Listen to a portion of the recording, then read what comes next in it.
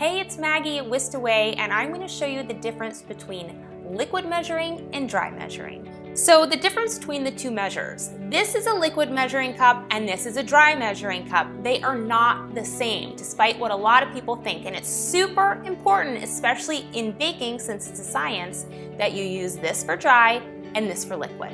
When you're measuring dry ingredients, it's really important to lighten up your ingredients, and you're going to lightly spoon it into the measuring cup. And with a straight edge, and I just use my scoop, you're going to level it off.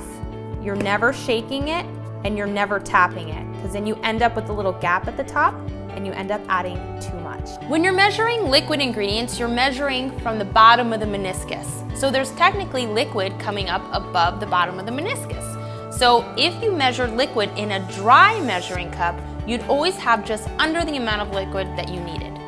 Thanks so much for watching. Hopefully you've learned something new. Don't forget to subscribe. You can also follow me on Instagram, Facebook, and Twitter.